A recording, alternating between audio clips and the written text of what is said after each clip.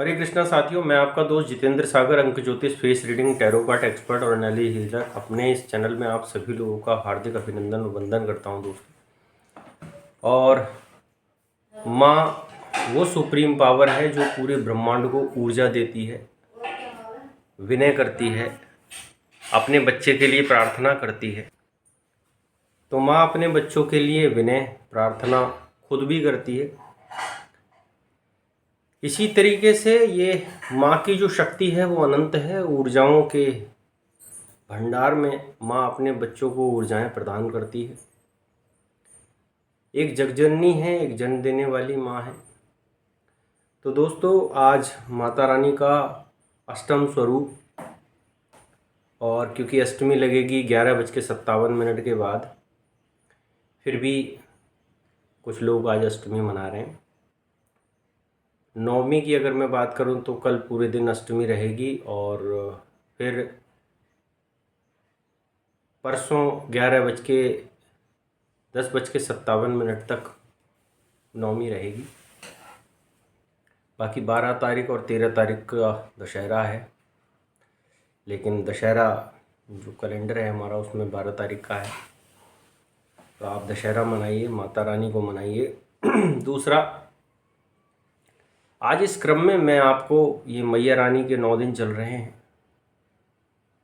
अष्ट स्वरूप में माता ने रक्त बीज का वध किया था। रक्त बीज एक ऐसा राक्षस था या दैत्य था जो अगर उसके शरीर की एक बूंद पृथ्वी पर गिर जाती थी तो उसके जैसे असंख्य दैत्य उत्पन्न हो जाया करते थे। तो माँ ने अपनी लीलाओं से माँ कालिका को कहा, आप अपने मुख का इतना बड़ा स्वरूप करो कि जितने भी इसके रक्त की बूंदें हों वो सब आप चट कर जाओ और मैं इसका वध करती हूँ। तो माँ ने गदा से प्रहार किया। रक्तबीज की सेना बहुत विशाल थी। सारी सेनाओं को मातृ शक्तियों ने अपनी अपनी सामर्थ्य और ऊर्जा के अनुसार ध्वस्त कर दिया। सारे राक्षसों का नाश हुआ। और इसी प्रकार जब माँ काली ने अपना मुख बहुत विशाल कर लिया, उसमें जितनी रक्त की बूंदें गिरी वो सब चट कर गईं। तब गदा के प्रहार से माता रानी ने रक्तबीज नामक दानव का वध किया। तो जैसी रक्तबीज का वध हुआ, पूरी जगह में जिस तरीके से अंधकार में आप एक प्रकाश का दीपक जला देते हो और ऊर्जा भर जाती है, उसी तरीके से जीवन में अगर अंधेरा है और एक आशा की किरण लग जाए तो उजाला भर जाता है।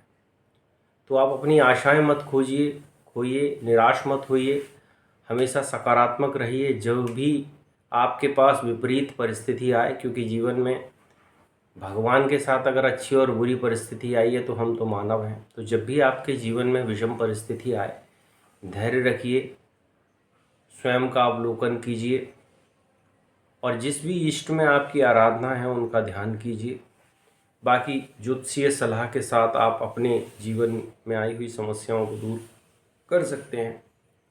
तो ये माँ अन्नपूर्णा है, जगजननी है, आपका पूरा काम करेगी, आप पे पूरी कृपा बरसाएगी। तो इस माँ का नमन करते रहिए।